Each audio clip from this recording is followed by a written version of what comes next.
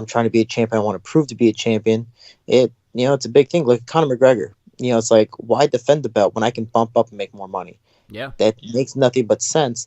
Are we gonna bash him for not ever defending a belt? Hell yeah, I bash him for not defending a belt because when I was in Titan FC, I did what he did at 14-2 in Cage Warriors, but I did it at 5-0 and defended a belt in the process because I believe you need to defend the belt to show you are a dominant champ and then get the pleasure of going up. But hey, if you're popular and you have a chance for more money, kudos to you. That's awesome. But that's also in a sense going to mess up your legacy a little bit.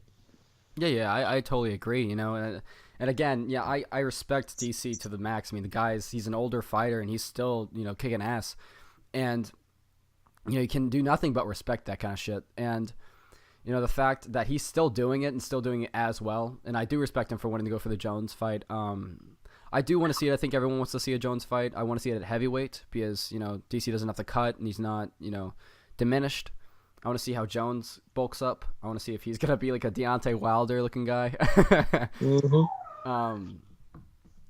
But yeah, I mean, I totally agree. I mean, Conor, the thing with him is he needed to defend that belt to add a little more oomph to him going up. Because him going up, I mean, it's great. He did it. One shot knockout, 13 seconds or whatever. Fantastic. But can he do it again? That's the real question.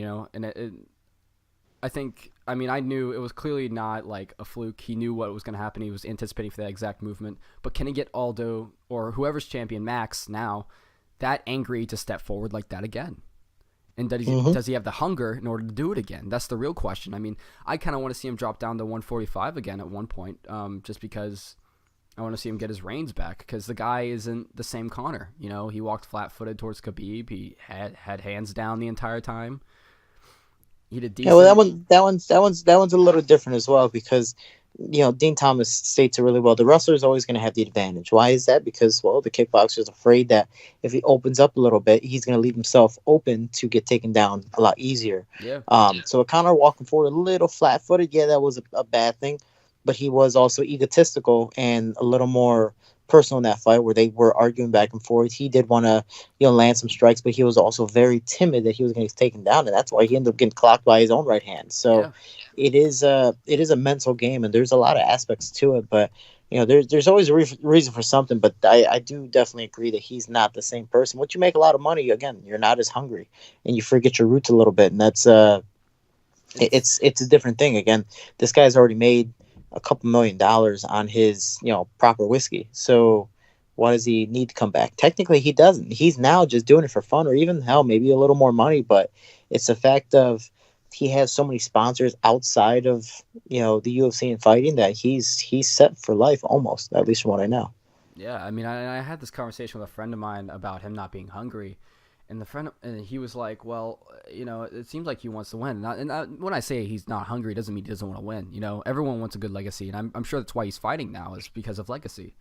But when I mean hungry, I mean there's not desperation there anymore. When he was fighting at 145, he was desperate to gain that extra cash, to gain the extra lifestyle.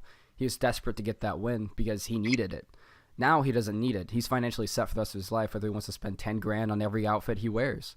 And it's just a different feeling. When you're fighting for your life, you're going to pull more grit. You're going to pull more out from the bootstraps than you are when you're fighting for a legacy. Yeah, definitely. I agree with that.